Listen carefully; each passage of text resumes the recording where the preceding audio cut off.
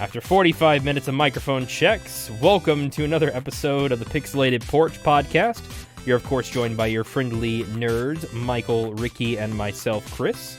Today on the porch, we're going to be talking about a very controversial subject, gene editing and CRISPR. Before we hop into that technical debate, let's see what the gentlemen have been up to this week. Michael, what have you been into? Oh, man. Well, this week has just been traveling, but not far. Like I said, last podcast, I was up in Jersey, and that was really about it. Spent a day up in Jersey, and then came down to Richmond and just chilled in Richmond. So actually, I've had today, for the most part, just catching up on all the work stuff.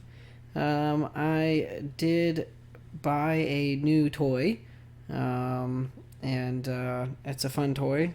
Are you? I feel like are we speaking in code and I feel here? weird, What's going on? Like texting and saying the word gun everywhere, so I try not to. But yeah, I got a new toy. Anyway, and the FBI kicks open the front door. Yeah, that's it.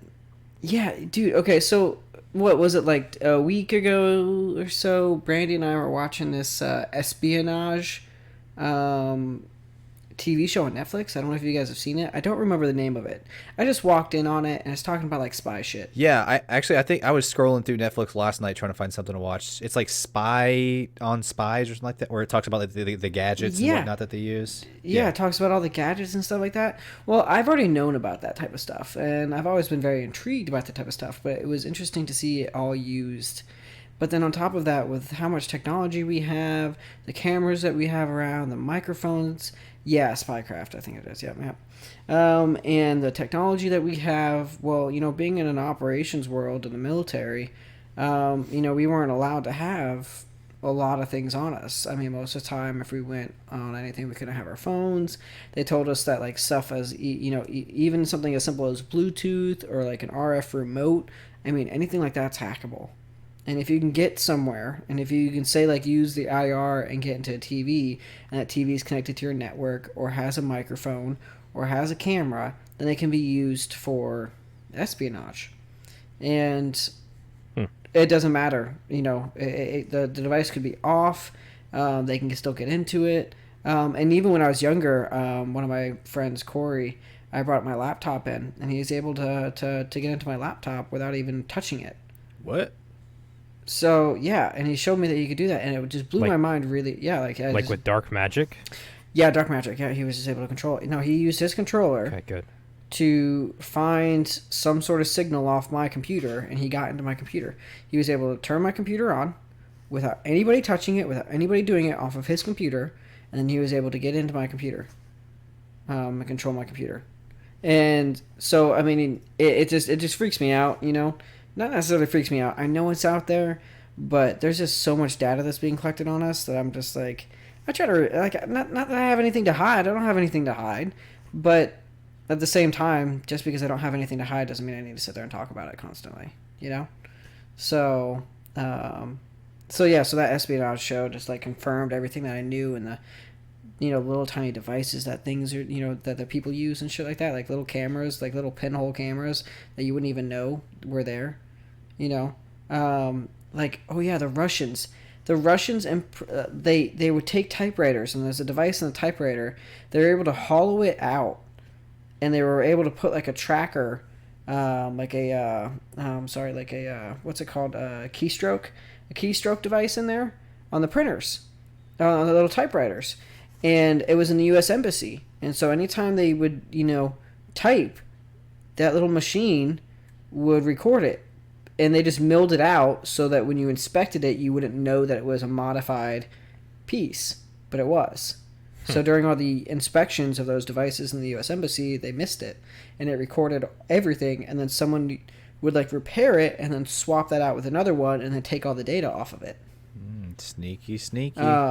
Yeah, so if you just think about all the stuff that we have, So I'm not a big fan of, mentioning, those things, because who knows if that's, like, a trigger word.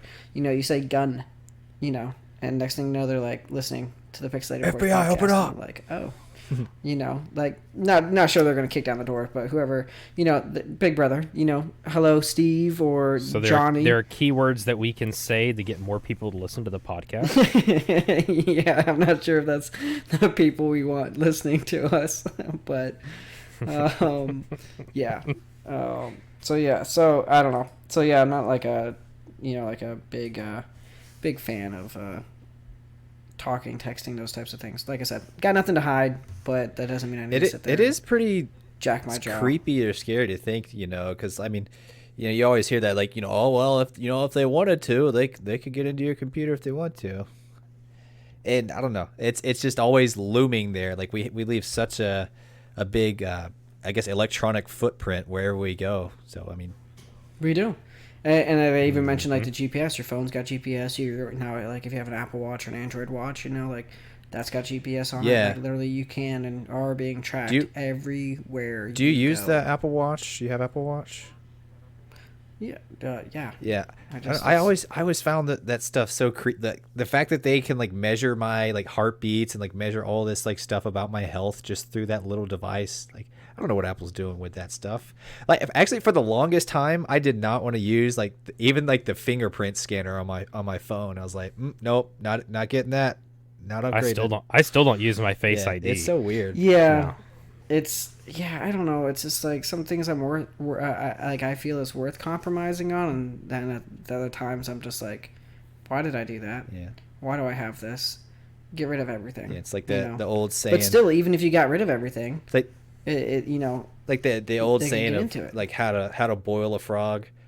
Like if you drop a frog into like some really like boiling hot water, he's gonna scream and get the hell out of there. But if you put him in there and slowly dial up the heat, then you can actually boil a frog. I don't know who the hell boiled a frog and found this out, but I guess the what kind of asshole? Yeah, who? I guess people eat frog legs. I guess, yeah. I hear they're pretty good. Never had them. I've had alligator. Never had frog. But basically, the analogy is, you know, you get people to slowly over time start giving stuff like fingerprints and retinal scans and face scans, you know, and gradually over time, like people don't really notice. But if there's like just a really big, we need a blood sample every time you want to use your phone, then it's like, whoa, yeah, that's kind of weird. Well, you know, and if you really want to dive in conspiracy theories, if you think about it, there's CCTV cameras all over the place, right? Mm. So if you rob a bank, if you rob a convenience store, and there's a camera, even a camera in an ATM, and you walk by the ATM camera, they can access the footage off that ATM camera, right? And then they can see, you know, if they can see your face, then they can digitally render it and then find out that, oh, you know, John White over here, did this, right? That's what. Well, so they can do that with a full image now, okay? So are they testing that with masks? Just doing it from the eyes and with the facial recognition from the eyes. Yeah, because everybody has to wear a mask everywhere. So that could be used as scanning people's faces and IDing somebody just off of a portion of their face. Oh, yeah. I'm sure it's possible. Because I already hear my wife nudging me and saying, this is why you don't get cybernetics. Yeah. So, I mean, there's like a real world scenario of that going on right now with the FBI trying to track down all the people that like stormed the Capitol.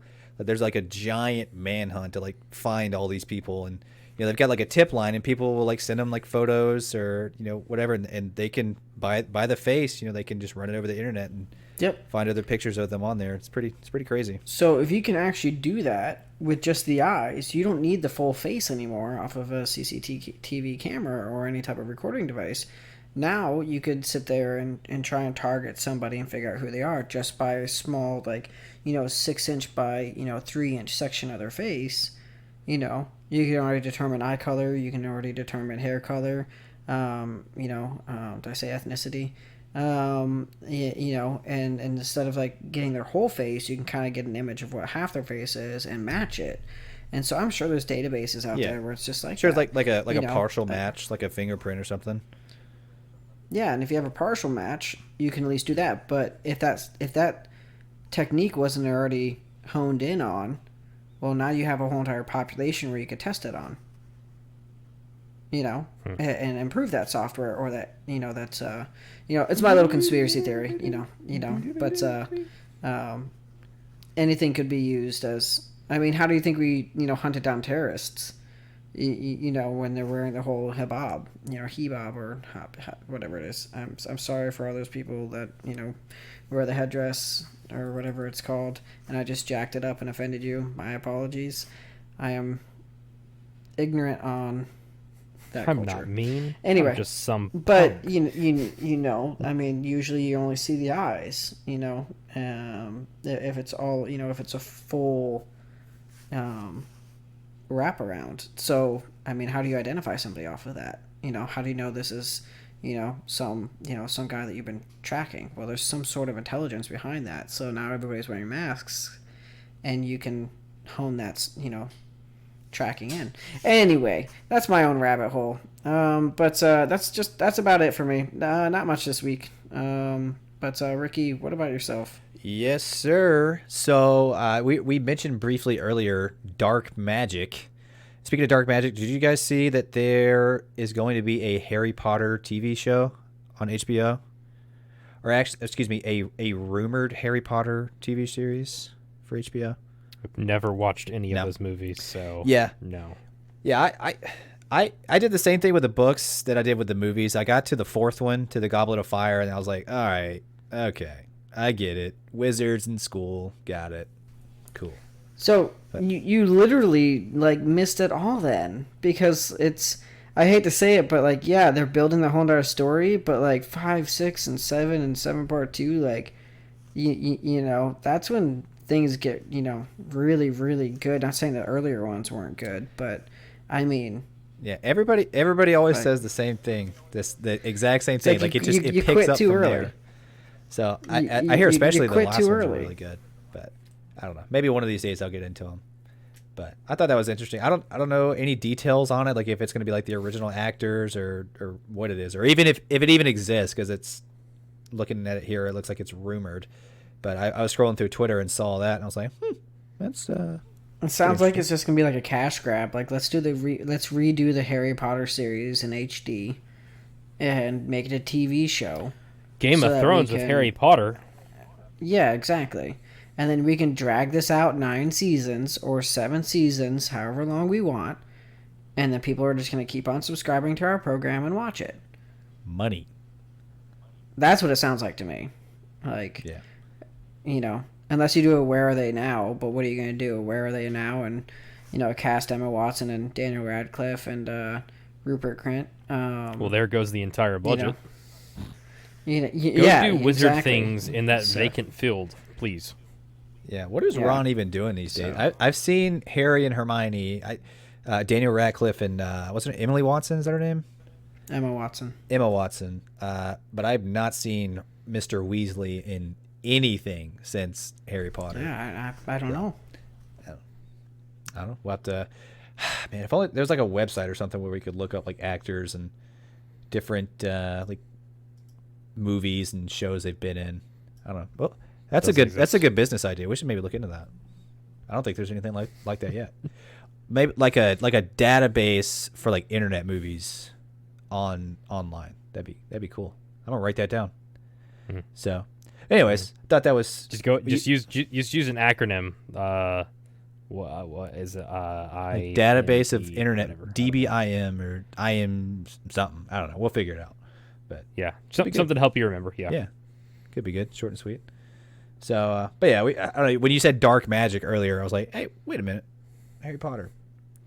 So yeah, other dark things that I was into.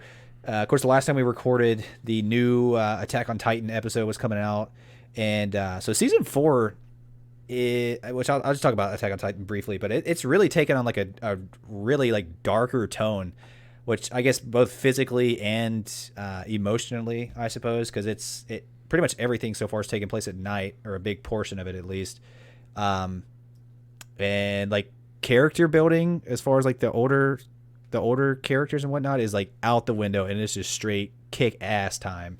And I don't know, there's a new studio that's in it now, so a lot of the animation is different. All the characters from the previous seasons look they're all older. There's a big time jump, and everybody looks a lot older now. It's really weird. I don't know. anyway, I watched Attack on Titan. It's pretty interesting so far. I'm looking forward to see what they do with this season.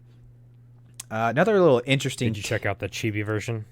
No, Okay, so for our listeners, we are actually recording this just a few days after we recorded our previous one because some of us have got some plans for the weekend. We're not going to be able to record, so there's a lot less time in between episodes, so we haven't had a lot of experience. So, but no, not yet. I plan on it.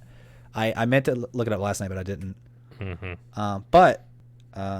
Mike, when you were talking about the spycraft, the spies and whatnot, I bookmarked that on Netflix, and then I also I was torn between the spycraft and this other show that I started watching last night. That is, what is it called? I forget what it's called, but basically what it's about is the studying, or is like near death, something about like near death experiences. But it's all about like these people across the world who have basically like had like near death or have died and then come back to life. So it's like a documentary in a way, and they talk about like what they experienced.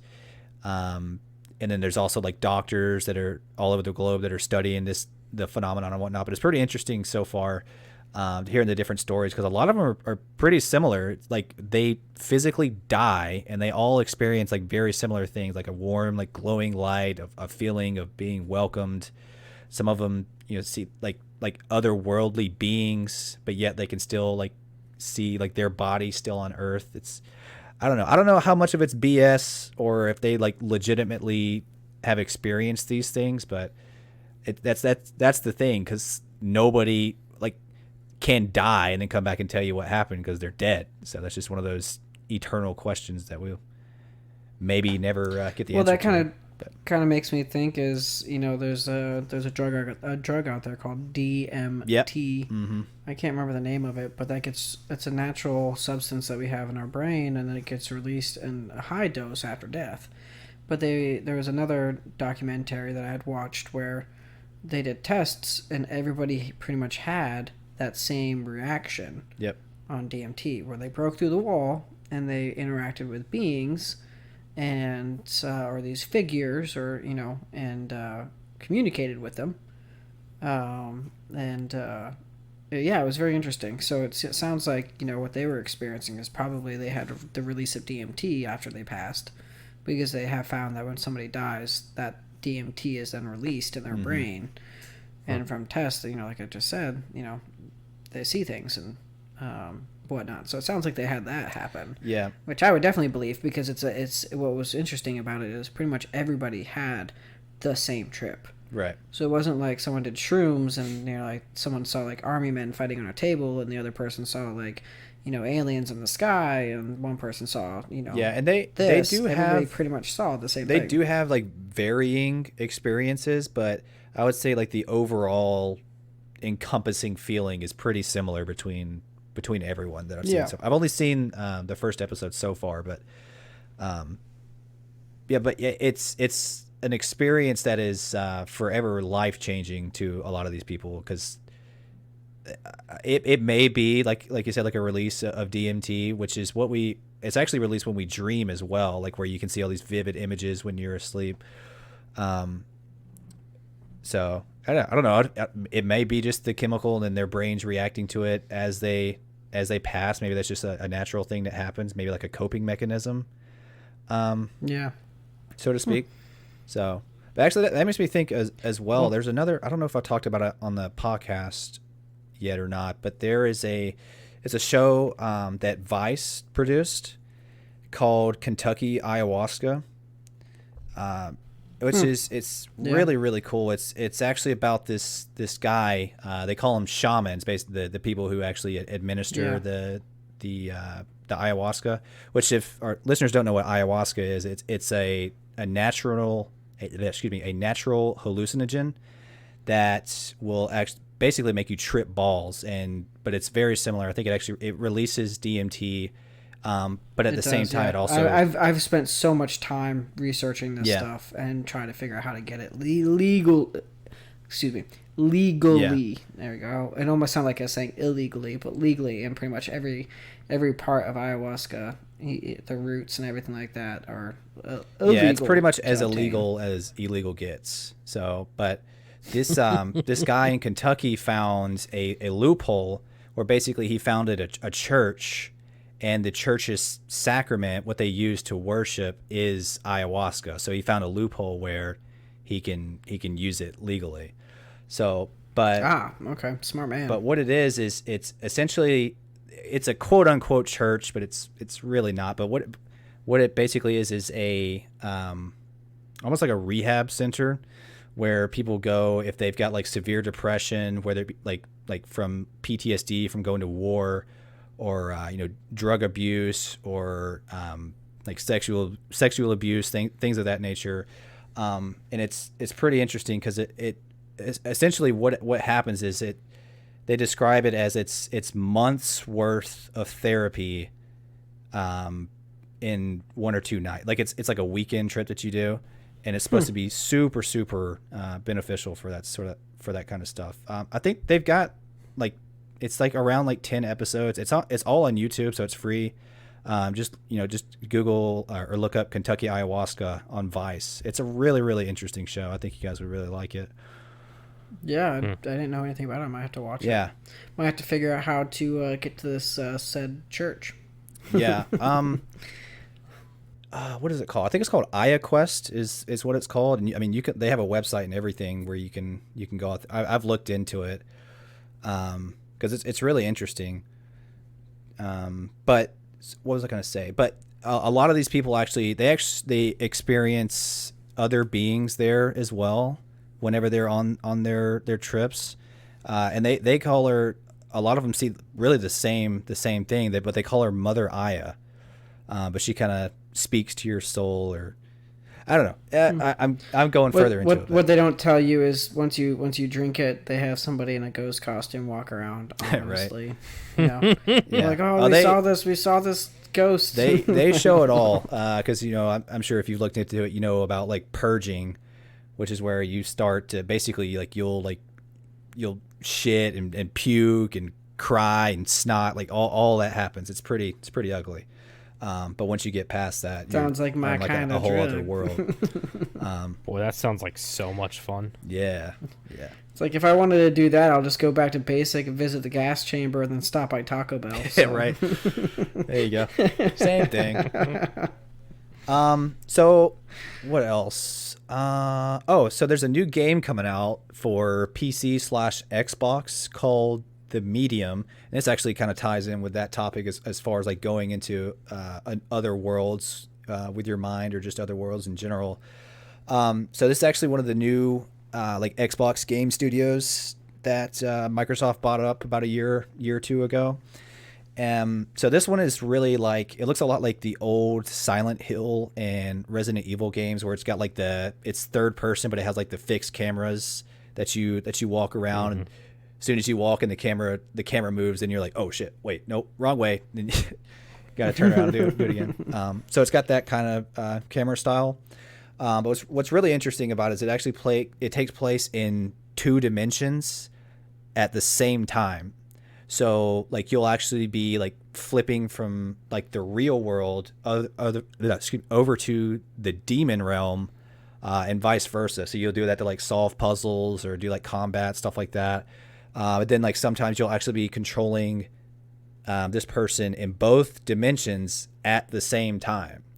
So, but you'll see landmarks. You'll see I think it takes place in a haunted hotel, which apparently exists in real life.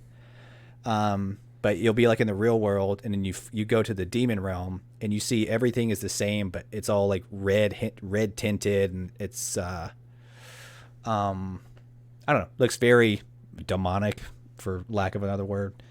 So they got an 18-minute demo, and by the time this podcast goes up, it'll already be out. So I probably will already have played it. So maybe I'll have some thoughts on it by the time we post again. But it looks pretty good. I'm pretty interested. It almost reminds me of what am I trying to think of? That game. It was almost like Resident Evil 4, Evil Within. If you guys ever played those games, it's kind of I don't think I did. Kind of similar to that. Wait, my wife did. My wife played that, and she got scared shitless. She was playing it on the big screen. And, this is definitely a horror game. Like I said, like in the realm of Resident Evil and Silent Hill. So I'm looking forward to it. It looks pretty cool. Other than that, other games that I played, like I said, it hasn't been a lot of time since recordings, but I did get to play Banjo-Kazooie Jiggies of Time, which is the Ocarina of Time and Banjo-Kazooie ROM hack, or the mod for the Banjo-Kazooie N64 game. And so far, I'm loving it, man. I'm having a great time. I did a stream of it. Got to play through Kokiri Forest, the Lost Woods, and the Deku Tree. And like I mean, it's pretty much Ocarina of Time, but you're collecting Jiggies and Jinjos, the notes and everything. So I actually want to get 100%. I want to collect everything in the game, like I did with the original. So I'm having a blast with it. Can't wait to play more. I'm at Hyrule Field right now. Like I literally got to where in the original where that owl speaks to you for the first time. No way, man. That's pretty cool. Yeah. So I'm right there in Banjo-Kazooie. So yeah, I am looking forward to what else this game has. So I think that's all I got, other than like the GameStop stocks. Did you guys see about that? I think I mentioned it off. Are they like super low right now? Well, actually they are super, super high. So they were actually going for like, it was like, so, okay, first let me preface this. I don't know anything about the stock market. All I pretty much know is, you buy low and you sell high. That's all I know. But so apparently what happened is there was a subreddit that is basically about like, trading stocks and whatnot. And they thought it would be funny if a whole bunch of people just bought into GameStop stocks, and it shot up the price like pretty much overnight from like $2 to the last I saw it was like at $140 a share. So GameStop Corporation right now is sitting at $347. So now it's at $347. So they are just skyrocketing right now. And it's all basically just a meme. Like, wouldn't it be funny if we all just artificially just shot up this dying company stock? How does that make you feel as a business owner? Or like in the boardrooms where they're meeting and they're talking about like stocks, revenues, like profit and stuff. It's like, yeah, and these kids over here shot our prices up. No kidding. How do you deal with that? That's insane. Tuesday, I'm just briefly looking it up. Tuesday at January 26th, it was sitting at 145, almost 146 a share. And then literally overnight, it jumped all the way up to 351. That is crazy. It's been fluctuating since then. It was all the way down back in January, down to about $42 a stock. So in just a few, it is January. Back a few weeks, excuse me. Back on the 21st. Back on the 21st, it was all the way down to 42, high 30s, and it just, Jesus Christ, man. Like, do you think that they're aware enough to understand that this is somebody like online doing this, or like they know? Are they really gonna think that their stocks are, they do? Okay. It's everywhere. It's in like all the big, like I think I saw NBC did something, or what is it, CNN, all the big newspapers, like it's everywhere. It's all over the internet right now. Yeah, back in January, on the 5th it was $17 a stock. So just shows you by the end of the month. I mean, if you bought in at the beginning of the month, you. Oh yeah. Yeah, people have made like hundreds of thousands of dollars in just. Why didn't you tell me about this sooner, Ricky? I just learned about it today. I woke up and I was scrolling through Twitter, and it was just all my feed was just talking about GameStop, and I think they actually did it to AMC theaters as well. They artificially are trying to shoot up their stock prices as well. Damn. Just these dying companies. They're like, wouldn't it be funny? I don't buy and sell like regularly, but I have stock and I just let it sit. And I've been letting my stocks just sit for years and years and years, and they have increased exponentially. But yeah, no, you could have made some crazy money even if you bought like a $100 worth of shares. I mean, Jesus Christ, I'm with the normies. I just found out with the rest of the world. Meanwhile, these guys are rich overnight. It's like, damn it, man. Well, So, rich until everybody sells, until everybody sits yeah. there and like $350, and I put in $20 for a share. That's still, you know, 220 whatever dollars that you just made, you know, minus whatever commission you gave the trader. So yeah. but- But It ain't yeah, bad. I watched a video about like what a real, I guess, day-to-day trader is like thinks about what's going on, and pretty much like nobody has any idea what this, like pretty much like nothing like this has happened before. Like a meme stock. people are just getting bored. They're just like, I don't know what to do, so let's just go find some piece of shit stock. And well, I mean, you know, there's probably like 5 people, if not more, that were just like, let's get this to spread. They bought like 1,000 shares, and they're like, let's just fuck with GameStop. And then everybody buys in, and then those 5 or 10 people sell at like 350, you know, Yeah. and they make a shit ton of money, and then nobody else can sell fast enough to make their money back. You know, they might make like pennies on the dollar, but Oh yeah, I'm sure this is I going don't to know. come crashing down here in just the next few days. But I'm I don't sure. know. But I say that, but like I said, like nobody really knows what is going to come of this. So I don't know. I thought that was pretty interesting. That's funny. So, but yeah, that's all I got. What about you, Chris? Man, it feels like it's been months since we recorded. Just I've had so much going on. Biggest thing is we're moving here in 2 days, and there's so much to do. I hate moving. Like the process of putting things that I own into boxes. Like I said to my wife many times, can't we just like get rid of all this stuff and just buy all new stuff when we get there? That'd be a whole lot Dude, easier. I can relate to you so well. I think Evidently, that's so much. Evidently, that's not in the budget, I'm told. So we can't do that. So packing, getting everything ready to go. The property is it's actually about an hour and a half away. We took the Daihatsu, the little mini truck that we bought months ago, feels like. We took that up last night. Oh, dude, that trip took like 2.5 hours. It's a little truck, man. It like you could park 2 of it side by side in one lane. It's so small. It's right-hand drive. It's manual. It's a 1994, so it's got some age on it. My wife is taking the wheel and driving this beast up there. Keep in mind, my wife has never driven stick shift since before we got this truck. I taught her how to drive stick shift, so she figured it all out and made this 2.5-hour drive. On the way up, fuel line breaks. Had to do a repair on the side of the road. That wasn't fun. Oh, no. But got it up and running, and yeah. Got it up there to the property. Of course, it's dark. Get it parked and drive all the way back home. That took absolutely forever. But, you know, we did it. It was pretty fun. So with Let's... this thing being Go from ahead. Japan and it's a stick shift, so are you like shifting gears with your left hand? Yes. Oh Yes. no, that's weird. Yes. So is It's first gear closest to you? Then It's in the same orientation that American stick shifts are.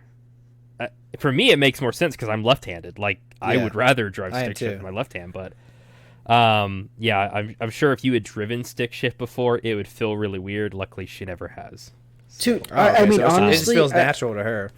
with my Yeah. Miata's in the same boat as yours, Chris. You know, right-hand drive stick, and then before I went to England, I had a Mustang, and my Mustang was manual as well. So you know, left-hand side drives. Now I shifted with my right hand, and then I thought it would be weird. I did. I thought it would be weird shifting with your left hand. It's not. I like shifting with my left hand way more than I like shifting with my right. Yeah.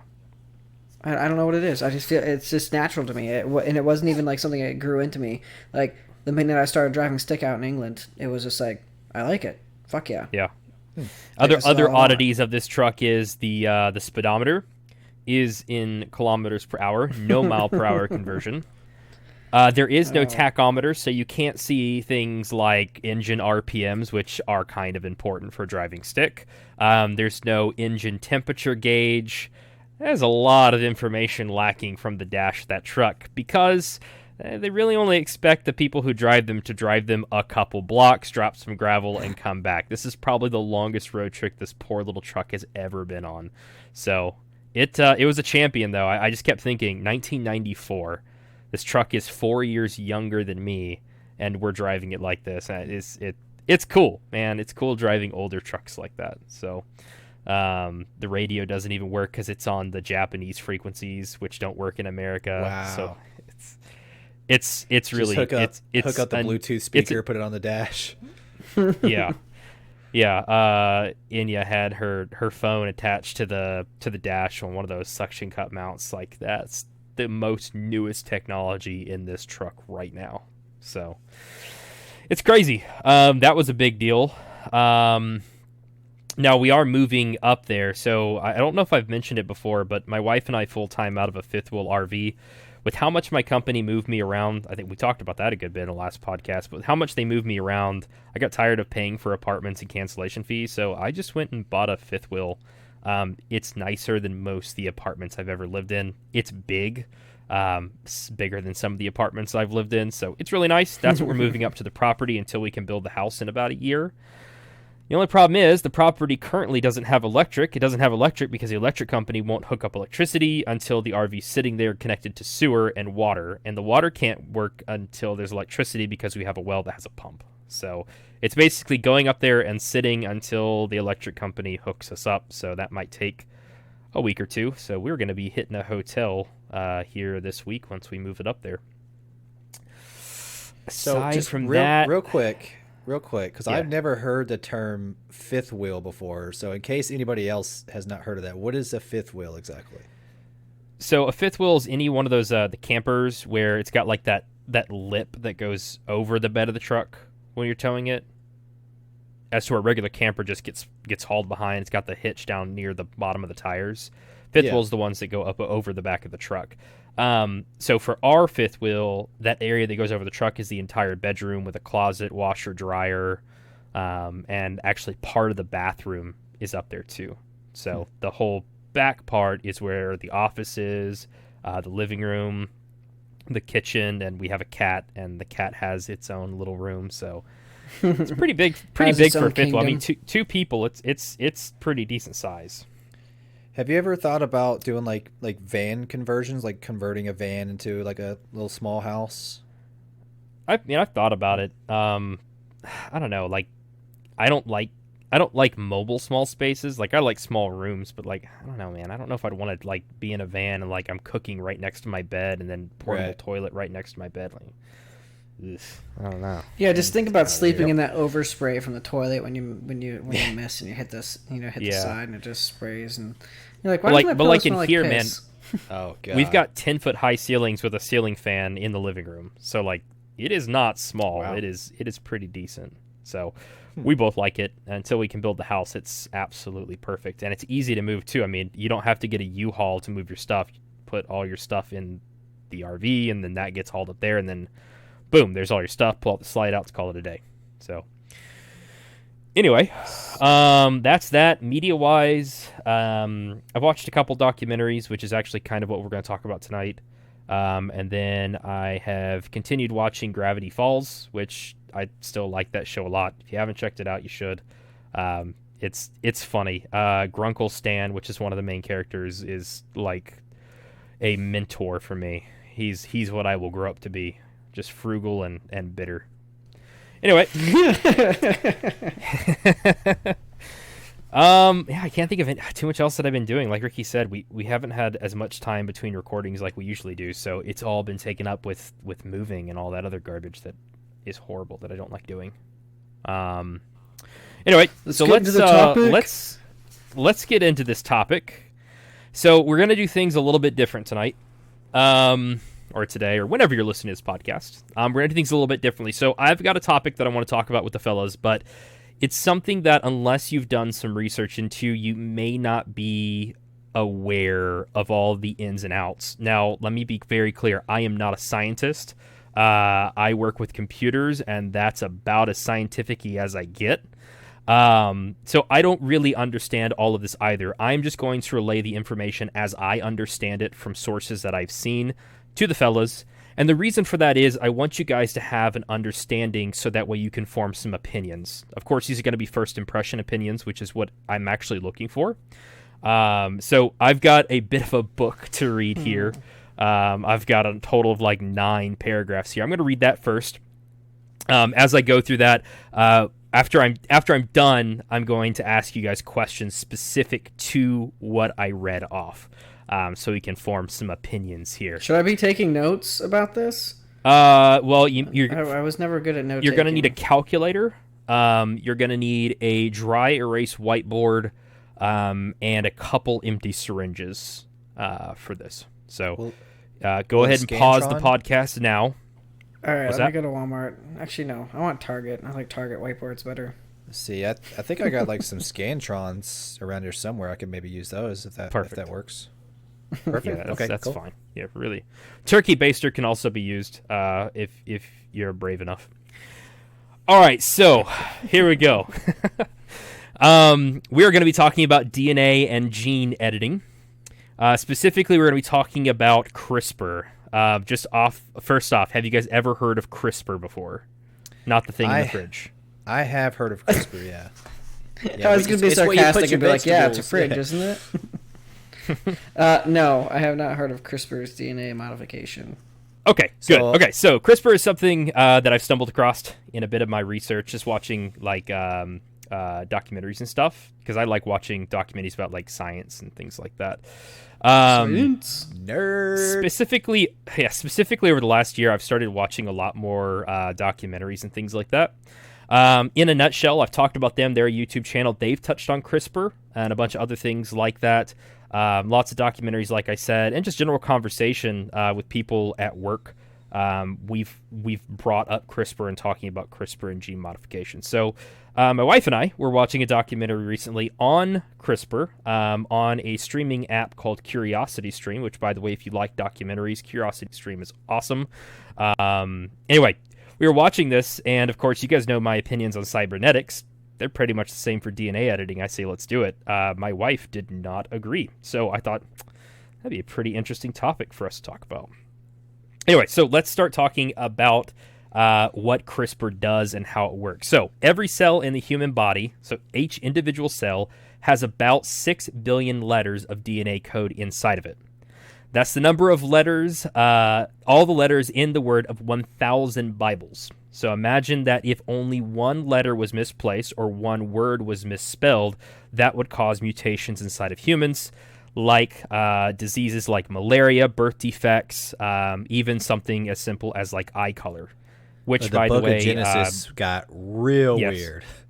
Yeah, really weird, really fast. Mutations can be anything from, like I said, birth defects down to eye color. So, like blue eyes, for instance, are considered a odd mutation to scientists. Woo! So if you have blue eyes, congratulations, you're a mutant. I'm a mutant. Okay, so what does CRISPR do? CRISPR technology is a simple tool for editing that DNA. It allows researchers to alter the DNA sequences and modify gene function. Its many potential applications include correcting gene defects, treating and preventing the spread of diseases like malaria and a couple other ones. I think HIV and AIDS might be part of that. I don't know for sure. Don't quote me on that. It also promises to do some other things other than just all the good stuff. Of course, there's a bad side too, which we're going to get here in a second. Of course, that is what has people worried in the scientific fields. So, for example, one thing that was on the documentary that I watched, in Houston, Texas, there was a young man who had muscular dystrophy. I feel like I always say that word wrong, which this causes heart defects, because the heart is a muscle, of course. So, essentially, with this disease, his heart would eventually give out. Doctors expected him not to live past 20. He's 25, 23 now. Eric Olson was the doctor or scientist. I don't really know what you call these people, scientists, doctors. Anyway, he used CRISPR to alter some of this guy's DNA and was able to correct the mutations that led to heart failure in this kid's heart. He was able to fix the problem. This doesn't mean using medications that he has to take for the rest of his life. It doesn't mean lots of surgeries to hopefully fix it. With CRISPR, he was able to fix this young man's problem with his heart, which is freaking amazing if you ask me. Yeah, it's crazy. Yep. And, of course, a lot of the diseases that we know, I keep using malaria as a big one because malaria is a really big threat, not here in the continental U.S. because we have healthcare and all kinds of other crazy stuff, but in poorer parts of the world, diseases like malaria are a real threat to the population. Anyway, for a lot of these diseases, we already know what those misspellings are, and we would know exactly how to use CRISPR to go in and fix them. So in other words, we could basically make the entire human population immune to these life-threatening diseases that we've had on this planet for a very long time. We can also splice human DNA into pigs. So a human with like liver failure could have their DNA placed into a pig embryo where a new liver could be grown and harvested. One of the big problems with this program that we have in the U.S. as far as people waiting for organs is it is illegal to buy and sell organs. The only way you can get your hands on one if somebody was an organ donor and passes away. That is why there's such a long waiting list. If we had CRISPR to splice this DNA into pigs, we could have an actual source for getting these needed organs into people. Anyway, there's more. On the other side of things, of course, people are looking at CRISPR for less of a life-saving application and more of a life-altering one. In China, they have done experiments on beagles to breed what are called super beagles that are about twice the size of a regular beagle. So think of a beagle about the size of a large pit bull. No, okay. Now, before anybody freaks out, I know I'm saying gene splicing and mutations and dogs, and they're thinking of dogs getting strapped to tables and mad scientists. They are treated quite humanely from what I saw. They're being fed, they're being walked, they all look happy, so nobody freak out there. But they are doing these tests on these live animals in China, and you put a super beagle next to a regular beagle, and it is like 2 or 3 times the size. So, to this point, there are people who are making super beagles. Why can't we do that to humans as well? Athletes wanting an advantage, soldiers defending their country, or even parents wanting to make their child special. Which takes us to our next point, that yes, there are going to be designer babies, which will hopefully be accomplished using CRISPR. So you could make a designer baby, meaning you could decide what eye color your kid's going to have. You could decide if they're going to be taller than your other ancestors. I think you could even make the appearance of race change with your child. So parents could use CRISPR with scientists and doctors to decide what their babies are going to look like and also what diseases the baby may be immune to or possible birth defects. Lastly, you may be thinking this is science fiction. This is only done in prestigious laboratories, research facilities where people have access to this. And actually, that is not the case. Oakland, California is the home to the first CRISPR retailer called Odin. They will ship orders online that you can buy for less than $200. Now, this is a collection of people who call themselves biohackers. So think like computer hacker, but instead with the gloves and the needles, modifying DNA. You can mutate frogs. You can mutate jellyfish with their kits. Interesting things you can do. Of course, it's not for human use. The owner has a PhD in chemistry, so he's not just some guy who decided, yeah, I want to do this and modify some genes. He actually knows what he's doing. So the guy who doesn't know what he's doing lives in Washington. Poor guy had HIV, and because in Washington you have to own a house to be eligible for health care or own property, he did not. He got dropped from his health insurance, so he now has no health insurance and HIV. So he decided to take science into his own hands and find a cure with CRISPR, and on Facebook Live, he injected himself with the gene-modifying miracle. From what I last heard, at least from what was covered on the documentary and a little bit of reading I did afterwards, it looks like he hasn't found a cure yet and no adverse side effects. But he did do this on Facebook Live, trying to modify his genes with CRISPR. What do you think was going to happen? It was going to happen while he was on Facebook Live?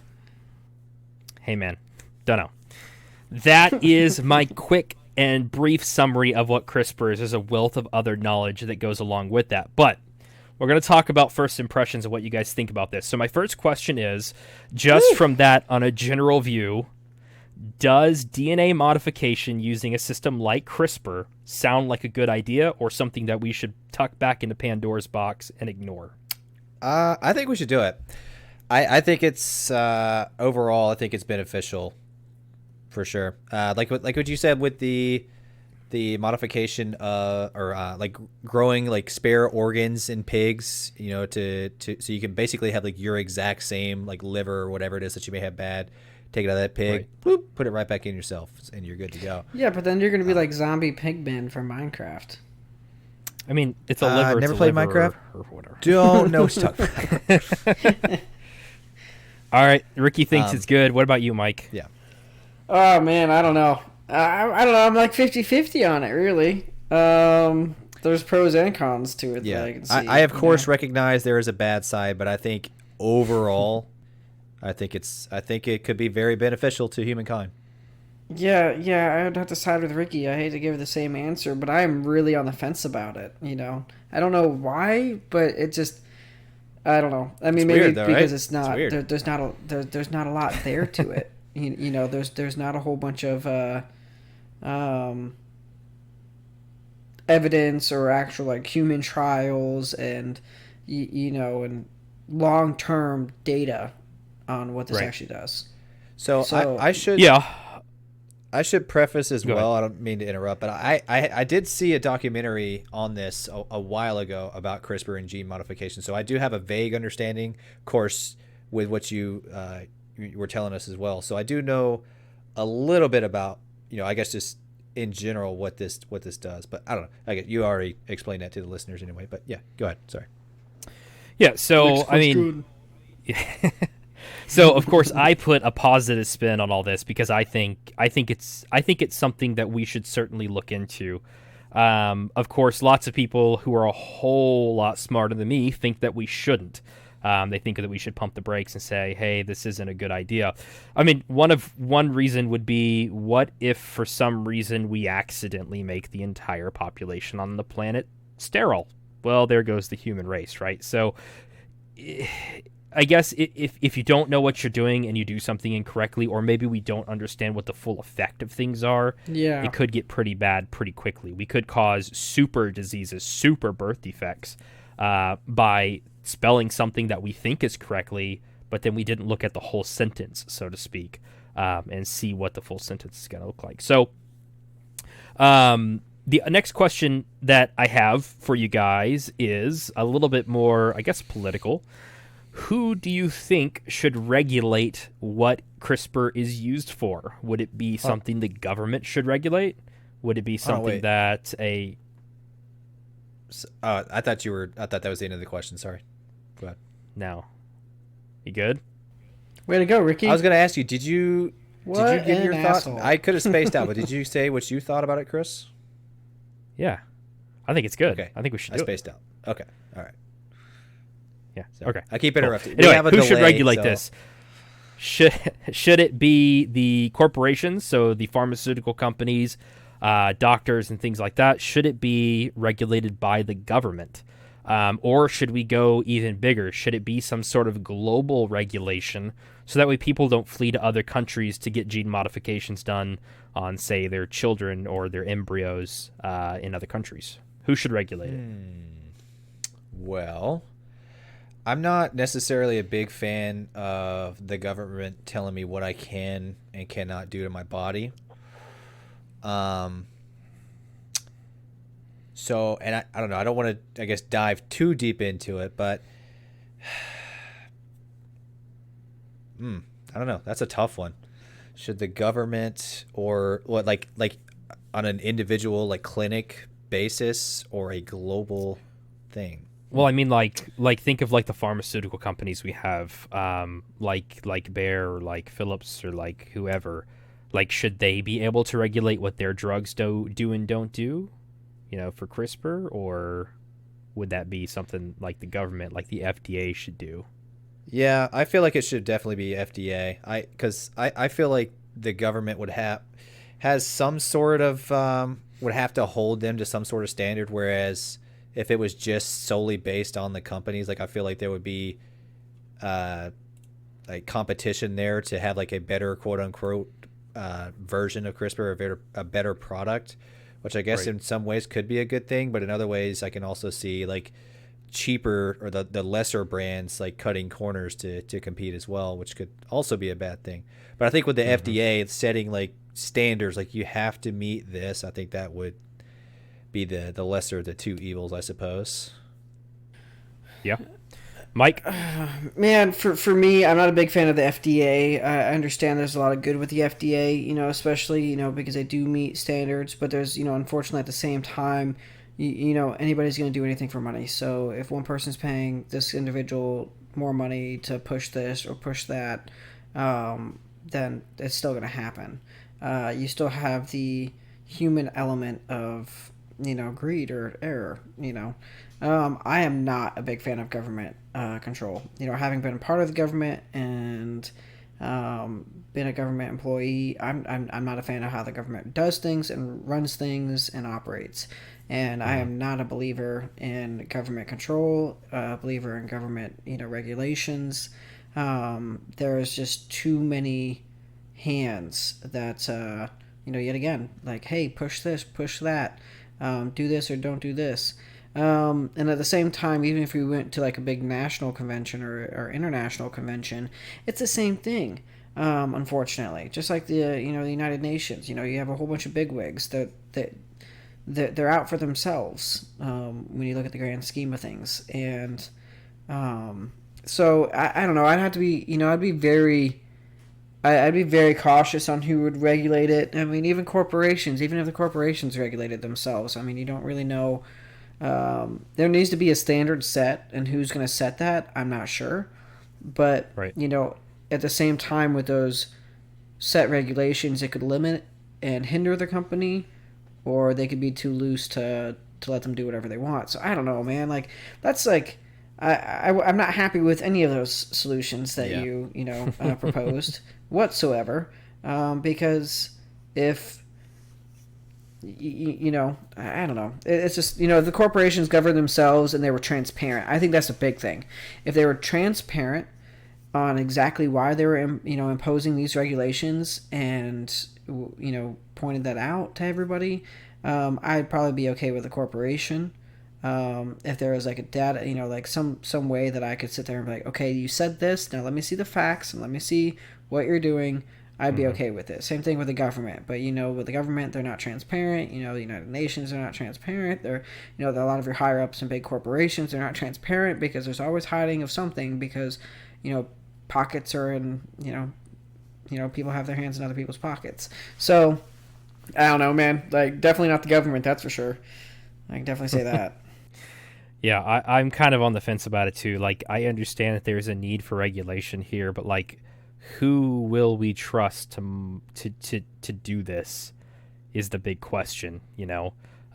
Private corporations are private, and they'll be more concerned about profit and having the best product out there for you to buy for the less amount of money they can spend to get it into you. So government's going to be more interested in regulations and laws and things like that, but then again, who's to say that won't get corrupted itself?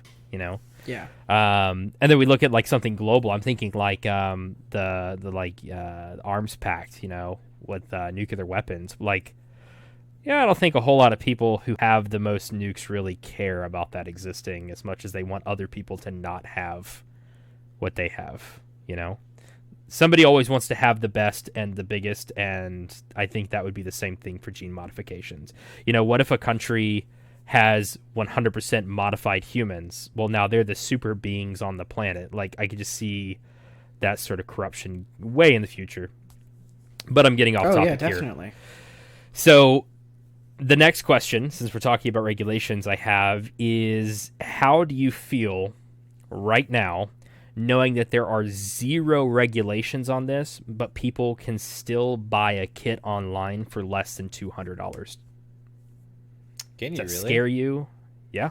Yeah, but you Does said it those kits were those kits were for non-human use to modify like jellyfish or that's frog what or something. That's what they sell them for. Yes, but I can go buy a 22 long rifle plinker and go be a really bad sniper. So I don't think it'd be hard to adapt it for other uses. If you knew what you were doing. You're talking about chemistry and having to get down to, your DNA cells. So, microscopic, things. You're going to have some sort of a system. And if you've got the ability to do that, I'd say if I could go for it. I don't have a problem with that. You want to modify your frog? Cool, do it. To me, anything, that's not a dog or a cat or a rabbit, but like we test on mice all the time, when we're doing vaccines and trials and, testing before they tested, hard drugs like LSD and cocaine and methamphetamines. They tested them on lab rats. Any type of drugs or anything like that or modifications are tested on lab rats. Like, I don't give a shit about a rat. Now, a lot of people might be like, oh, it's inhumane. I'm not going to sit there and like slowly torture one and step on it with my foot and but I'm nice to animals. I love animals, but to me, like, if you want to modify your frog, then fuck it, it's a frog. Like, how many frogs do you run over a year? Like, it's a frog. Fuck it. Now if you're A frog. I mean, if you're doing it to a dog, I would be like, no, fuck that. I'm not gonna go get enhance my dog. I love my dog, but I couldn't give two shits about a frog or a snake or a rat. Like, I don't give a shit. Fuck it, modify it. So Mike won't be losing any sleep over it. How about you, Ricky? So I guess I'm kind of confused with what these kits are exactly. Like, how does this work? Like, do you tell like company XYZ like I want like do you like edit the genes yourself, or do you have them pre-edit it and then you just inject it in whatever you want? Like, how does it work? Honestly, I'm not sure. I know the company's name and where they are, and I know that the ones that they talked about in the documentary was for like modifying jellyfish and frogs and things like that. But then I see that there's somebody on Facebook Live injecting themselves. So that makes me think that you can easily adapt it and that it's not that hard. So now, what? Okay, so like to modify a jellyfish. So what does that mean exactly? Like, can they tell the company like I want my jellyfish to glow in the dark, or I want it to have a spine, I want it to have eyeballs? Like what? Yeah, I mean the one that they talked about was you were modifying you're splicing. Oh God, you're splicing some DNA with the jellyfish, and it makes it bioluminescent. It glows in the dark. Okay, so these are like predetermined. Like, we already know what this is going to do to this animal. Maybe. But all you have to do to make it glow in the dark is inject it with this. Maybe. Right? I don't know. So just shake up a light, like take a glow stick, shake it up, crack it open, and pour it in the tank, and your jellyfish will glow. There you go. Yeah, but we're talking about splicing DNA though. Yeah, I know, You're splicing a jellyfish with a glow stick. pretty much, but there's some guy on Facebook Live modifying his DNA with what he thinks is the cure for HIV. Yeah, I don't know. Like, my knee-jerk reaction is it makes me uncomfortable. I don't know, the fact that there's zero regulation on it. I don't know. I don't know how I feel about that. I feel like that should be for like study purposes only. Like, why would you have that on the open market to be able to just modify whatever the hell you want?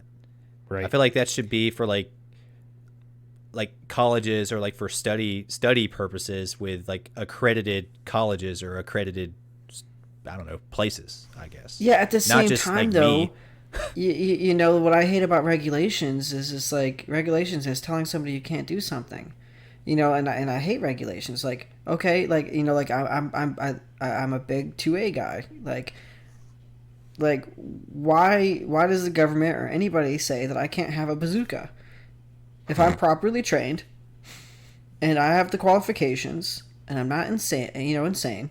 Yeah. Then I should be able to go and buy a fucking bazooka. So why does somebody have to tell me that I can't have a bazooka because some guy was stupid with it? So like if people want to spend their money on a DNA modification to make their fucking jellyfish glow, then it's not my $200 as long as I'm not paying for it. Then like, yeah, go make your jellyfish glow. Like, right. And the worst thing you do is you killed your jellyfish. And if you killed your jellyfish, that's not on my conscience. That's on your conscience. You spent $200 to kill your jellyfish. Like, there's easier ways to do to kill a jellyfish. But I feel like you should have to get like some sort of like certification, showing that you are sane, I guess. And then I would also have to say that I feel like whatever these kits are, I feel like they should have like predetermined purposes. Like, we have to know what it is that these are used for and what they do, what the side effects could be. There has to be, I don't know. I feel like there should be some sort of accountability for it. And I don't think anybody should just be able to get it. I would agree with that if we started to say, like, okay, if you want, like, super muscles, you can buy that for $1,000, and if you want, like different tiers of modification. Yeah, and if you want modifications to so your fingernails don't grow and shit like that, like human modifications, I think definitely I would be like all about that, and like over the counter type stuff. Yeah, that could be like a tier 3 regulation, okay. I can see that. And the same thing like with dogs or pets or anything like that, like your dogs or cats, but like we like. You were, we probably all took human anatomy and physiology and whatnot. We dissected cats and dissected frogs in school at some point. Like to me, these are for scientific purposes. These smaller creatures or whatever they are, whatever you want to categorize them. I mean, that's why we test on lab rats. That's why we don't and we test on lab rats and send them through trials and stuff like that before we actually do human applications. Like, oh, that killed the rat, so probably is going to kill a person. Well, would you rather kill a person or a rat? Well, if they've proven it that it's good to be on a frog or a jellyfish and it works, then so be it. Mm-hmm. Yeah, I don't know. What about you, Chris? So the thing that I think about is I'm thinking down the road, not so much like I'm splicing a jellyfish right now. So let's talk about real life, right? Let's talk about the everyday. So let's say, I decide to modify the genes of my dog, okay? I modify the genes of my dog, and something goes wrong where the DNA that he is going to spread through mating is going to cause massive birth defects in his puppies. That's the kind of thing that scares me right there. With humans as well. Say somebody out there has gene modifications, and you guys do the hanky-panky, guess who now also has gene modifications, So that's the kind of thing I'm thinking about. There's a certain percentage, so like we talked about blue eyes. If both parents have blue eyes, there's a certain percentage the baby will have blue eyes. If only one parent has them, there's a certain percentage and so forth. So, if we're doing all this gene modifications, passing those on to future offsprings, what is that gonna do? Will we accidentally make all of the human babies that are born after gene modification gets started? Are they all going to go blind because we accidentally overrode a piece of DNA? And now when those babies have babies, are they also going to keep being blind? Like, that's the kind of stuff I'm thinking, like long term down there. Some biohacker in his basement modifying himself in some way or his baby in some way, and then that kind of sets off a domino effect into the future. So that kind of scares me, but I feel like by the time that happens, I'll be old and pissed off about everything anyway. So, whatever. Same. But, like I said, just longevity of the human species. Are we accidentally going to do something stupid that messes up our entire species by gene modifications? I'm with you guys, though. Like, if I could modify myself to have the eyes of a cheetah so I can see at night, like, you better believe I'm getting that done ASAP. I want cool stuff like that my body doesn't do naturally to make it do by modifying my DNA. And I mean, too, the other thing that in a nutshell talks about is curing aging, which is something I didn't talk about before. I mean, when you get old, most older people pass away because of certain organ failures, or you get like pneumonia or something like that. If we could go through and modify DNA to where old people can't get pneumonia, we can modify livers to keep them from failing, which is another common thing that elderly people die from. If we could do that, how long would you live? And are we okay with that? Do we want people living 300 years, 400 years because we can stop the aging process? It sounds cool to say, hey, I want to be immortal and I want to live forever, but like, I don't know, is that best? Is that really what we should is that what we should do as a human species? And then I guess one step further, the other thing that scares me is who can afford it? What kind of people will be able to afford this gene modifications if it is regulated? I'm sure its cost is going to go up significantly. Who's going to be able to afford those kind of things? Is it going to be just the very, very wealthy? And then will the very wealthy overpower the people who can't afford it? So then we really have a separation of classes, superhumans who are very rich and the poor people who are regular humans. That's the kind of stuff that scares me, like the really long-term stuff.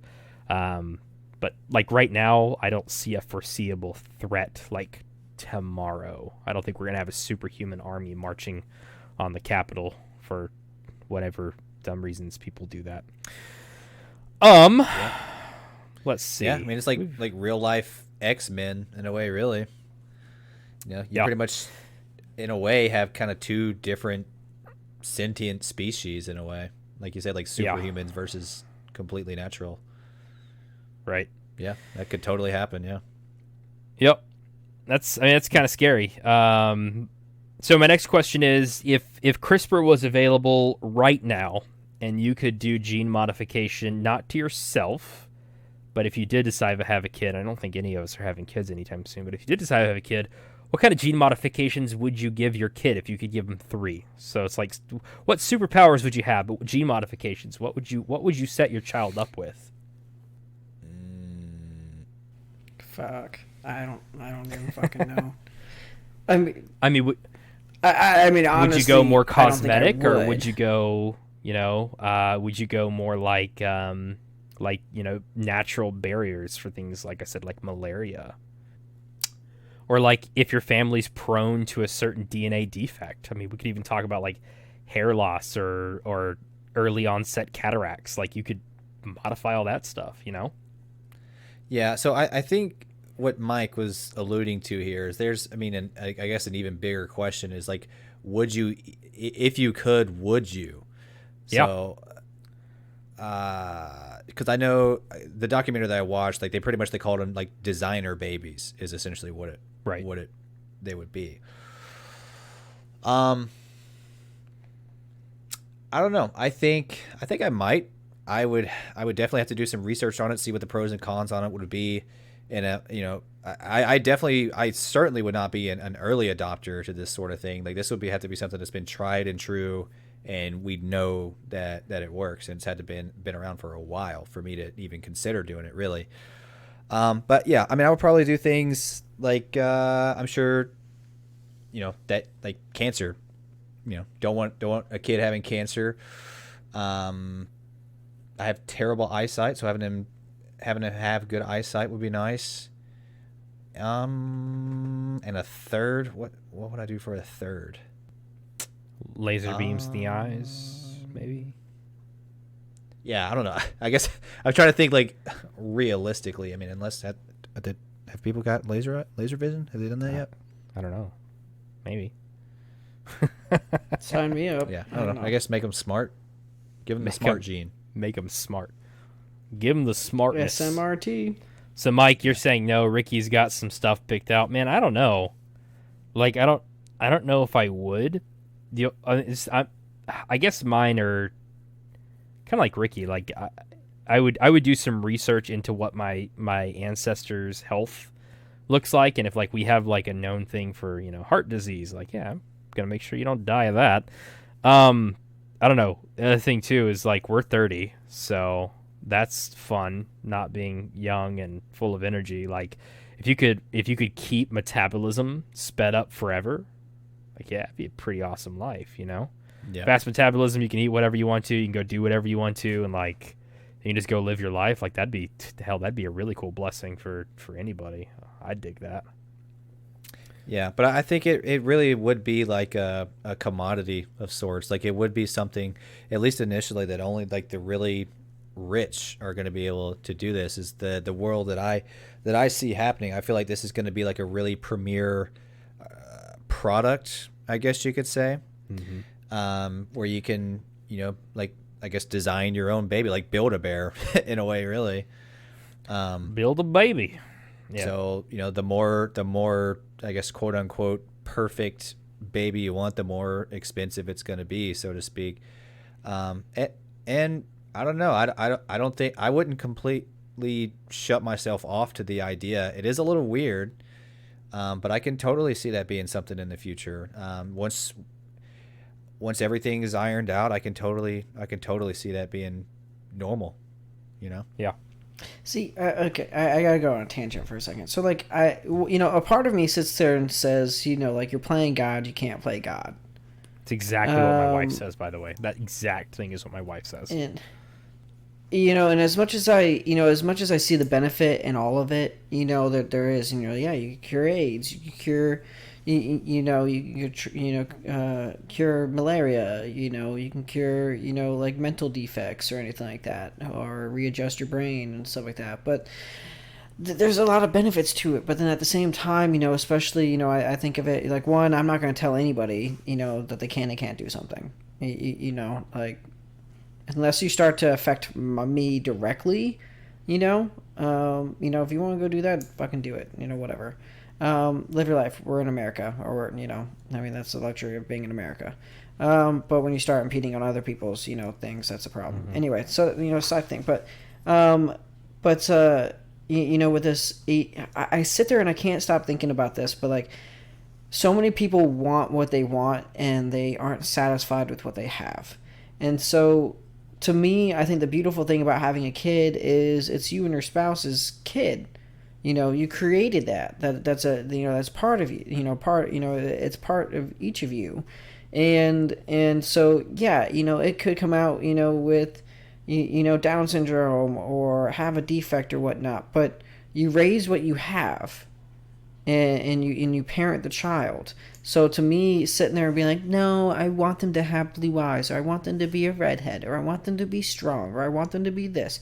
Like, no, like, be satisfied that, one, you even have a kid, because there's plenty of people that can't have them. And raise your kid and be happy with what you have. And, so to have a designer baby, saying if it's just cosmetics and you blue eyes and blonde hair or brown hair, you want them to be slightly odd with white eyes and, red hair, or, whatever. Like, to me, I just sit there and I say, just like, quit your bitching and if you have a kid, raise that kid. So I don't know. It's just I think it just caters to a lot of people, because if you think about, like, say the Kardashians, they want to raise a kid. They got millions of dollars and they don't know what to do with it. Now we all know, if we've seen anything to do with the Kardashians or Jersey Shore or any of that, they're a bunch of fucking idiots. Okay, they might be like, they're really fun and hilarious to watch, but when they speak, you're just like, wow, a lot of dumb right there. And like, imagine having someone who has that money and sits there and is like, well, I want a Gucci baby, and I want them to come out like this, and I want them to do that, and because they have the money to do whatever they want.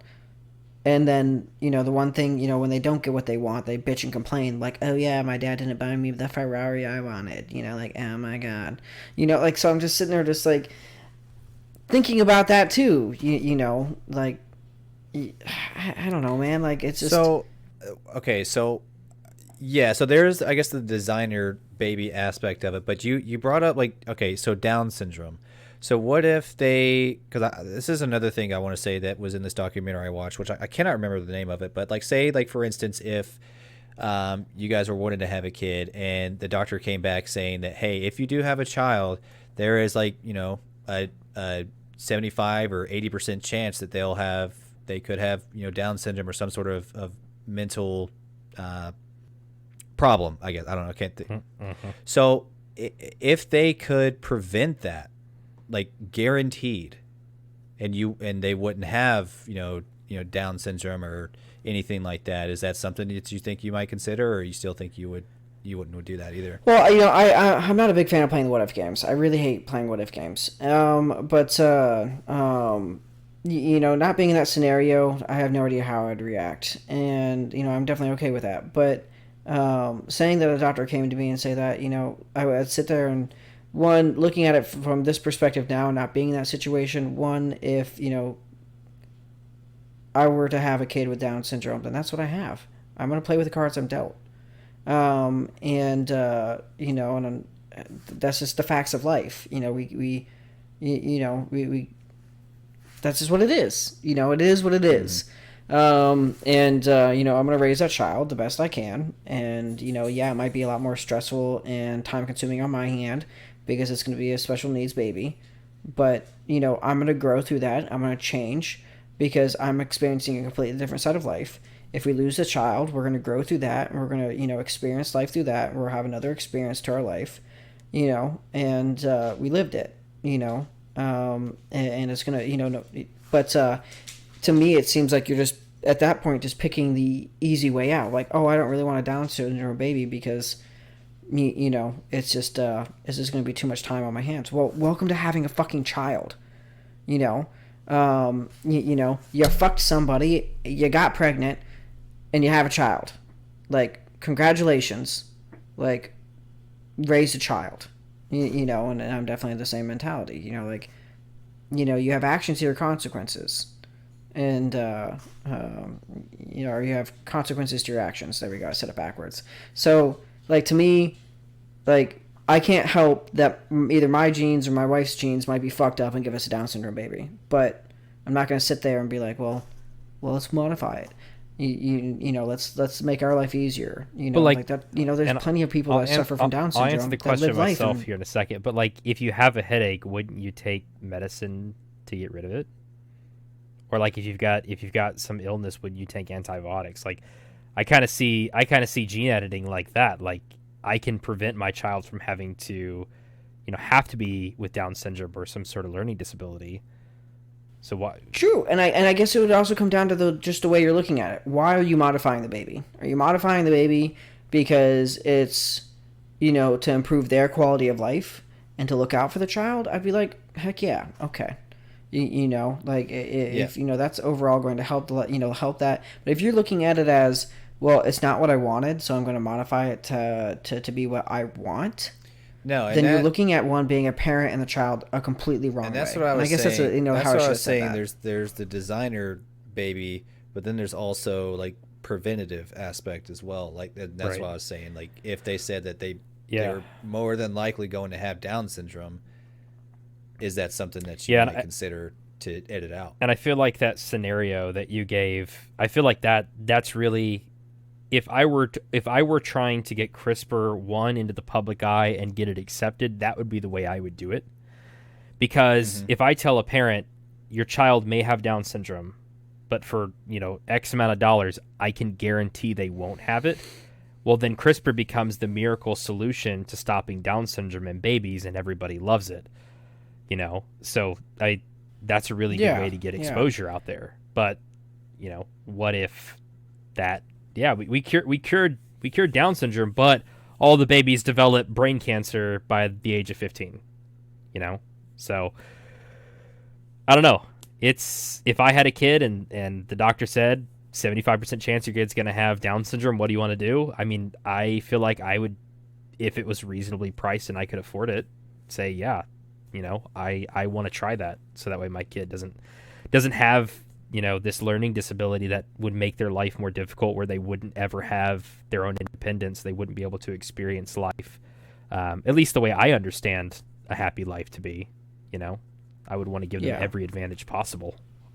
I think if your heart's in the right spot and you're doing it to, better the child, I think I could be okay with it, But, at the same time, if you're doing it just to have a designer baby because that's what you want, it makes life easier for you, you're looking at it the wrong way.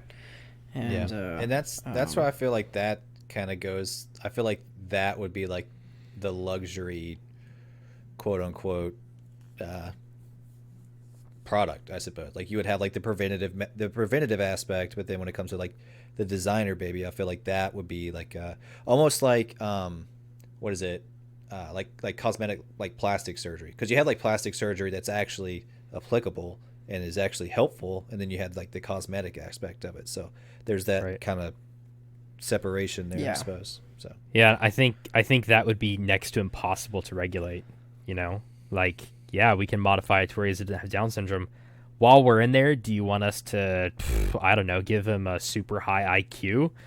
Okay, well, we can do that too. Also, here are some other options that you can add on while we're at it. Extended warranty on the tires. You can do the. I mean, I feel like getting ready to have a baby would turn into like buying a car and selecting options. I would imagine most of them would be like, we can make sure your baby never gets HIV. Like, I want that. Okay, cool. Well, just for a couple $100 extra, would you like to also give your child green eyes? I feel like that's the way it would slip in. Yeah, totally. I can absolutely see that happening that way. Cool. Yeah, buy one at full price, get the second one free. Wow, controversy. Okay. Yeah, it's an It's- interesting topic. I'm still weird about it. I don't know. It's interesting stuff. I like the way that In a Nutshell took an approach on it. They looked at one was cure aging, and then one was, I forget the other name of it, but it was talking about actually like gene modifications and design your babies and stuff like that. So definitely worth a check out if you're interested in this topic. Is that Chris? Is that what got you on to CRISPR? Have you watched like any other documentary on it, or those videos? Yeah. So In a Nutshell is how I got started learning about CRISPR. My actual recommendation for this week, so I guess we can go ahead and get into that. If you haven't checked out the application Curiosity Stream, it is a streaming media service that does documentaries. I watched a documentary on there recently called, hold on, let me pull it up, one sec, The Genetic Revolution. It was a 50-minute little movie. It might be on another app, but I watched it on Curiosity Stream, which is where I got actually a lot of the data from my little spiel earlier.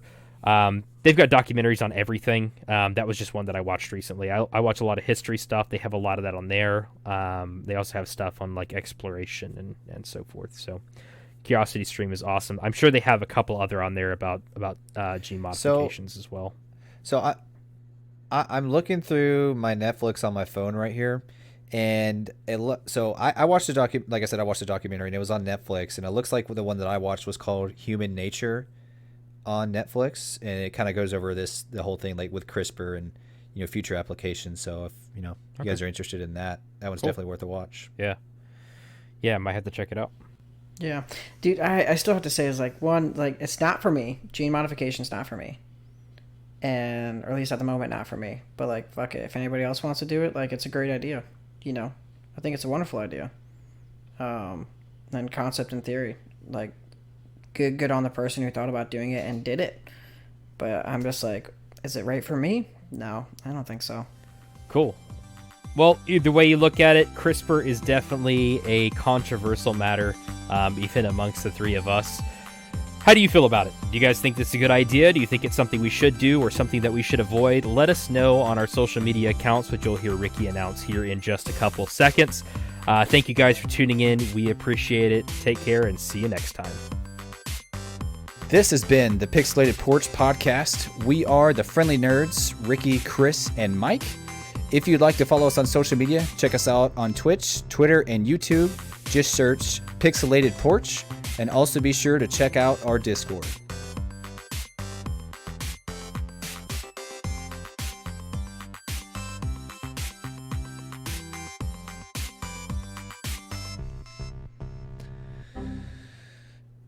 Good? Yep, we're good. All right. Welcome to another episode of the Pixelated Porch. Shit. You are, of course, Sorry. joined All right, let's go. Sorry. by your three friendly nerds. All right, everyone. Places. Are we good? And action. Are we Yeah, we're good. good? Yeah, I was messing with you. We're good. Okay.